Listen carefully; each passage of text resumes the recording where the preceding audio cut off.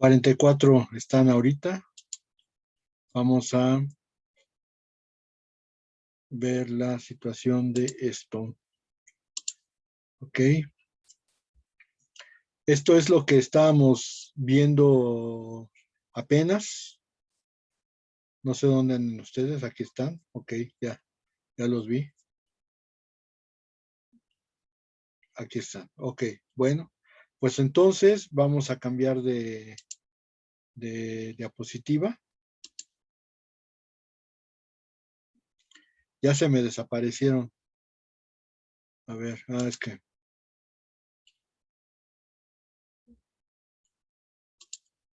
¿Sí están viendo la diapositiva? Sí, profe. Ok, perfecto. Muchas gracias. Entonces, Profe. lo que vamos a hacer a continuación es hablar de la costumbre.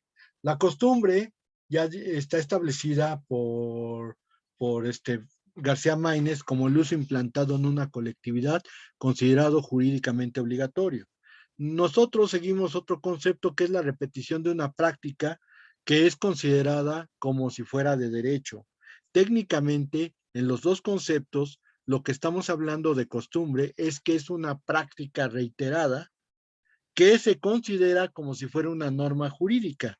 A final de cuentas, nosotros creemos que en todo el mundo las costumbres se volvieron leyes, pero a final de cuentas, la costumbre, de acuerdo con el origen latino, con el origen latino del derecho, se basa en dos elementos. El primer elemento es la inveterata consuetudo, que es el elemento objetivo o el elemento material, que es la repetición de una práctica constante, como una práctica constante, o sea, que se hace y se hace y se hace y se hace y se hace.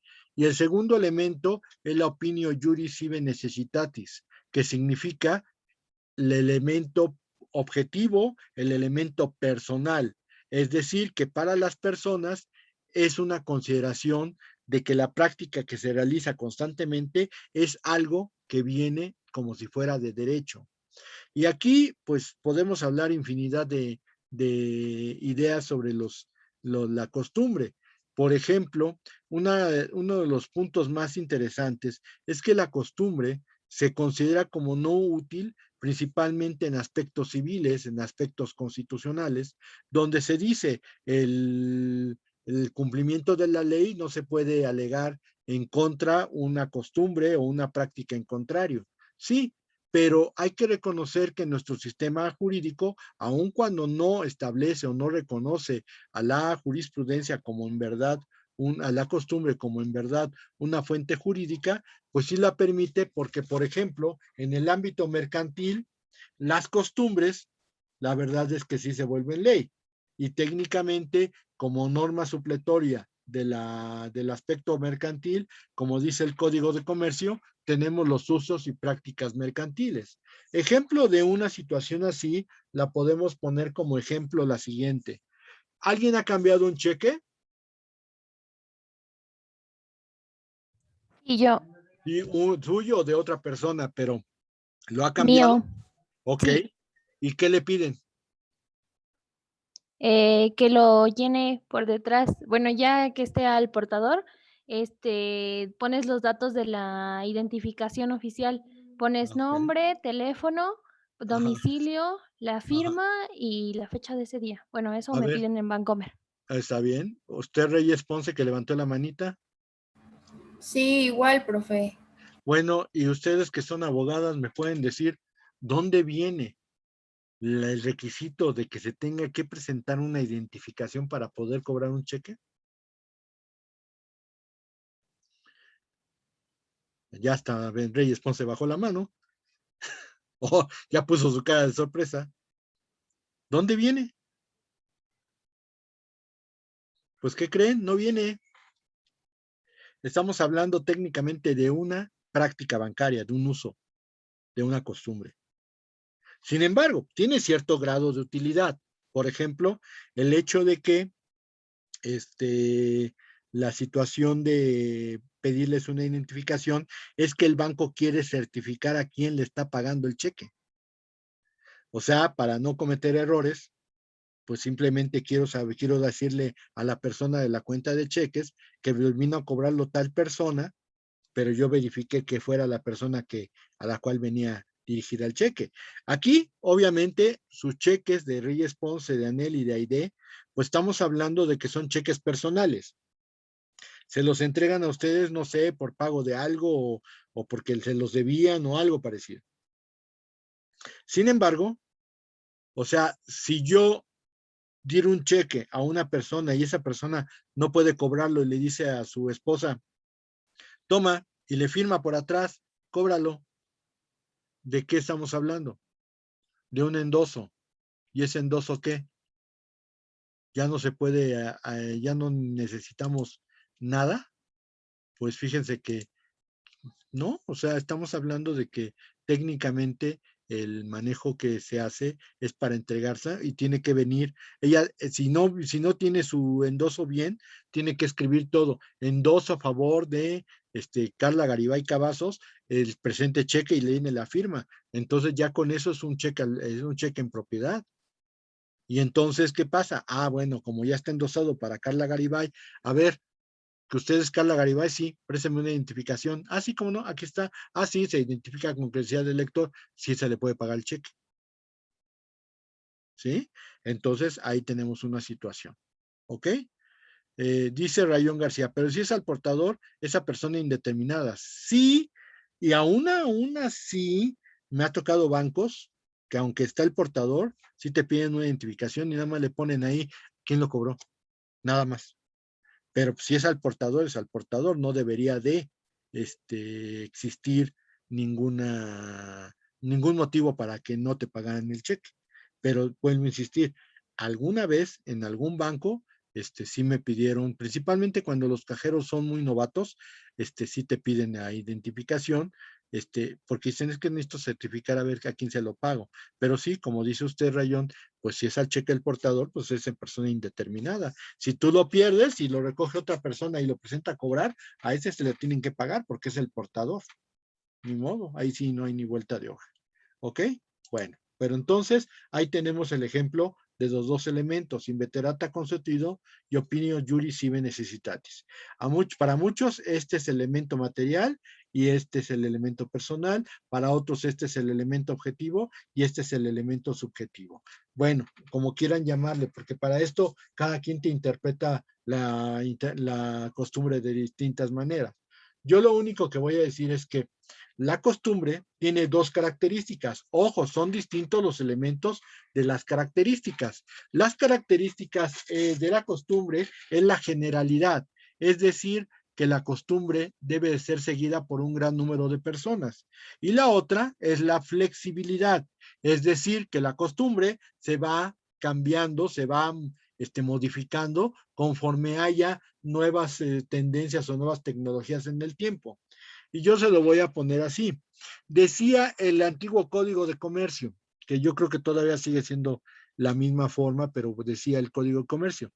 La oferta mercantil se entiende aceptada desde el momento en que se expida la respuesta, la afirmación, la aceptación, sin importar siquiera que el receptor o la persona que vaya a recibir esa aceptación lo haya recibido. Entonces, desde el momento que metías tú la aceptación, podías, digamos, ya tener una oferta mercantil aceptada, pues ya hacías una obligación mercantil.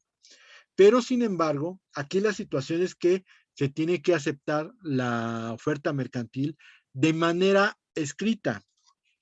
Y ahí les va. Hay muchas formas de establecer esta situación. Por ejemplo, antes, pues hasta que llegara la información, la recibiera el ofertante, pues se podría decir que hasta ese momento se podía constituir la obligación mercantil, aunque todavía ni la leyera, pero por lo menos recibía el documento escrito. Pero pues, por ejemplo, pasó el tiempo y la tecnología, empieza a haber telégrafo, y el telégrafo no es lo mismo que el correo. El correo te podía tardar 7 días en el servicio. En cambio, el telégrafo normalmente se podía considerar que era de un día a otro. Por lo tanto, cuando llegó el correo, la sustitución de la aceptación por carta se podía dar por tierra porque técnicamente el correo era más rápido, era de un día para otro. Y entonces, en lugar de aceptarte las ofertas por una carta, te las mandaba por telégrafo y lo peor es que sí tenías constancia de la aceptación de un día para otro sin que hubiera ninguna dificultad. Pero sucedió otro cambio en la tecnología. En la tecnología sucedió que se inventó el teléfono. Y entonces, cuando tú ofertabas algo, el otro te decía que sí, por teléfono. Y entonces yo nada más para cumplir con la formalidad le decía, pues como en el teléfono no hay forma de que te pueda quedar una constancia de que aceptaste, mándamelo por escrito, pero yo ya mañana te mando la mercancía. Y técnicamente eso modificó de alguna forma la condición de la oferta mercantil, pero con un problema o con una situación especial. Tenía que confirmarme por escrito la persona que me aceptaba la oferta. Pero, como la llamada telefónica no expedía ningún documento fidedigno, pues simplemente le pedía que me lo confirmara, aunque yo ya daba por sentado de que sí me lo aceptó, sí me aceptó la oferta, ya le podía mandar la mercancía. Pero pasó el tiempo y resulta ser que se inventó el primer teléfono con respuesta en papel. A eso se le llamó el fax. Entonces yo le decía, ¿me acepta la oferta? Sí, sí te la acepto, mándame un fax. Y entonces el fax en menos, ya no tenía ni siquiera que esperarme de un día para otro. En 3 minutos ya tenía yo el fax diciendo, sí te acepto la oferta, ya tenía yo la prueba. Y después ocurrió otro adelanto de la tecnología, las computadoras y el correo electrónico, en donde ya ni siquiera necesito de horas, minutos, necesito segundos. Y entonces si me manda, si te acepto por correo electrónico, me manda, si acepto la oferta, ¿tengo constancia de que me lo aceptó? Por supuesto que sí. Yo nada más imprimo el correo electrónico y ya tengo la constancia que me dijiste, sí, ¿puedes deshacer tan fácil esa oferta? Definitivamente no. Entonces, ahí tenemos las dos características de la costumbre. ¿Alguna pregunta? ¿No hay ninguna? Ok, seguimos. La doctrina es la interpretación de la ley por los estudiosos del derecho. Aquí la situación está en que muchos dicen es que la doctrina no es fuente. Bueno, primero, la doctrina tiene una función. La función es crear teorías. ¿Para qué van a servir esas teorías? Para que los jueces o los legisladores las utilicen en su trabajo. Esto es, para que los jueces decidan casos sometidos a su juicio, o bien para que los legisladores puedan crear leyes. Ahora, se dice que la interpretación de la ley o la doctrina es dominante cuando casi todos los doctrinarios piensan exactamente igual. Y por último, ¿es fuente o no es fuente? Desde mi punto de vista, sí es fuente, porque dice el artículo 14 constitucional, en los juicios del orden civil, la sentencia se dictará conforme al texto de la ley o a su interpretación jurídica. Interpretación jurídica. ¿Dice doctrinal? No.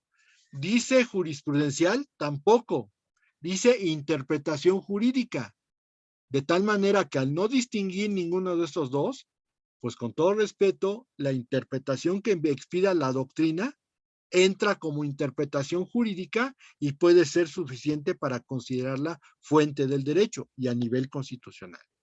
Ahora, que sí, que existen otros criterios como el del Código Civil y su artículo 6 que dice que para el cumplimiento de la ley se debe o sea, no se puede alegar práctica en contrario ni uso en contrario, sino que sea simplemente el cumplimiento de la ley. Sí, puede ser, pero estamos hablando necesariamente de que la interpretación de la ley es jurídica porque simplemente deviene de la ley, no la estoy inventando yo.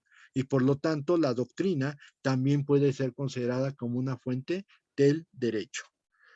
Y así mismo, podemos llegar a los principios generales del derecho. Como ustedes saben, son dos verdades obvias pero justas, o son teoremas o principios emitidos por los juristas y que se han quedado a lo largo del tiempo en el ámbito civil, en el ámbito privado de las naciones. Prior tempus, prior jus, primero en tiempo, primero en derecho. ¿Qué te quiere decir esto? Pues simplemente es un principio jurídico y todos lo conocemos. Ubilex non distingue, nec nostrum distingere debemos, donde la ley nos distingue, nosotros no debemos distinguir. Ubi emolumento nibi onus, donde hay beneficios, hay cargas. Esos son principios generales del derecho. Son principios o teoremas que son emitidos por los juristas y de estos que estoy hablando vienen desde la época de los romanos. Y cada vez que hay nuevos movimientos o nuevas ramas del derecho, pues hay nuevos principios generales del derecho. Ejemplo, el derecho de los trabajadores es imprescriptible y no es motivo de comercio, es inalienable. Ahí tenemos. ¿Los derechos humanos se pueden negociar? No se pueden negociar los derechos humanos. Es también otro principio general del derecho. Entonces, vamos, estas verdades obvias que se han manejado durante todos estos años de manejo del derecho, pues lo único que nos hacen ver es que los principios generales del derecho son fundamentales para el manejo que se hace principalmente de las condiciones de las decisiones jurídicas de nuestro país. Y aquí yo me tendría que, déjenme mover aquí, ya deja de compartir. Ok, yo aquí me tendría que manejar en el sentido de que los principios generales del derecho, la doctrina, la costumbre, que la costumbre está un poquito sesgada porque solamente es en el ámbito mercantil, no es tanto en el ámbito civil, pero el ámbito mercantil sí. Y aquí en Derecho Internacional Privado manejamos ámbito mercantil. La legislación y la jurisprudencia forman el conjunto de normas que se manejan a nivel nacional. O sea, esas son las normas. Oiga, Reyes, Ponce, baje su manita porque me hace pensar que quiere preguntar algo y creo que no la ha bajado desde que me preguntó lo que... Perdón. Ok, gracias. Ok, entonces todavía podríamos decir, oiga, pero los principios generales del derecho y la costumbre puede parecer y lo mismo. No, no es lo mismo. Principalmente por las características. Mientras que la costumbre es general, la respetan un gran número de personas y es flexible, es decir, se va acomodando, los principios generales del derecho son particulares y son rígidos. ¿A qué me refiero con rígidos? Simplemente no cambian, van manejándose siempre en el mismo tenor. Vamos, imagínense, ¿quién habrá dicho prior tempus, prior jus? ¿Ustedes lo conocen? Pues no, debe ser desde tiempos inmemoriales seguramente, pero a final de cuentas, todas lo seguimos manejando y muchos de estos principios que les comenté ahorita, pues son desde tiempos muy, muy, muy lejanos, desde tiempo muy atrás y que es lo que los que seguimos utilizando para situaciones específicas, porque hay que recordar que los principios generales del derecho los utiliza el juez específicamente para casos concretos, es decir, para decidir incluso en ese sentido cuestiones relacionadas a juicios en casos concretos. Por eso dice el artículo 14. El artículo 14 dice, en las sentencias del orden civil, la sentencia deberá basarse en el texto de la ley, su interpretación jurídica y después termina, o en los principios generales del derecho. Entonces, ¿qué te está enseñando eso? Que técnicamente tú todavía tienes que buscar los principios generales del derecho que puedan ser funcionales para el caso en concreto que estás resolviendo y los vas a aplicar en ese caso nada más. No quiere decir que lo vas a aplicar en todo, porque si para todo se aplicara prior tempus, prior jus, pues ya habría un montón de broncas todavía en muchas cosas, porque para muchas situaciones no es aplicable. Habría que buscar otros principios. Entonces, ahí tenemos la gran diferencia entre principios generales del derecho y costumbre. Ahora sí, pues vénganse con las preguntas. Tenemos 20 minutos de esta sesión. Y si con esta sesión estamos satisfechos, pues entonces a lo mejor lo que podemos pensar es que ya este tema se da por visto y a lo mejor nos podemos ir hasta un poquito temprano. A ver, preguntas. Pregúntenme. ¿No? ¿Tan claro quedó? Y después, ¿por qué en los exámenes reprueban? A ver. No, profe, nosotros nunca reprobamos en sus exámenes. Eso espero, porque ahora sí no les voy a dejar tener retroalimentación inmediata, para que no anden ahí, ay, ya me está retroalimentando. Dice, a ver, Rodríguez Sánchez Rivera me pregunta, ¿la costumbre internacional en qué consiste? Eso lo vamos a ver en la unidad que sigue, ¿ok? O sea, no, ahorita quédese con el hambre de saber. Ahorita vamos, nada más vimos las nacionales. En un momento, en la siguiente unidad, vamos a ver las fuentes internacionales, donde por supuesto está la costumbre internacional. Entonces, le voy a pedir nada más que sea paciente. De todos modos, lo vamos a ver de inmediato. ¿Alguna pregunta? ¿No? Wow. Pues bueno. Dice Ramírez Flores Carlos Abraham. También en la unidad que sigue vemos la jurisprudencia internacional. Sí, también vamos a ver ahí la jurisprudencia internacional. Ok. Y también vamos a ver los principios generales. No, no existen principios generales del derecho internacional. No por lo menos como se manejan en público, que tiene sus propios principios. No, aquí los principios generales del derecho se aplican a nivel local, no a nivel internacional. Entonces, si vemos tratados, vemos costumbre internacional, vemos jurisprudencia internacional, vemos doctrina internacional, pero vamos a ver otro concepto que son, por ejemplo, los congresos y las conferencias, que ustedes los conocen y los distinguen con base en derecho internacional público, pero en derecho internacional privado vamos a ver que son distintos. Dice, entonces, más bien esto es en general del derecho y lo de internacional lo veremos. No, son los nacionales, mi amigo. O sea, son fuentes nacionales del derecho internacional privado. Por eso son todas generalmente fuentes que han revisado en muchas materias de derecho interno. Pero el manejo de derecho internacional lo vamos a ver en la siguiente unidad, pero pues se tienen que manejar las dos por cuenta separada, porque unas son fuentes nacionales y otras son fuentes internacionales. ¿Ok? Para que no se confundan. Ok. ¿Alguna otra cuestión?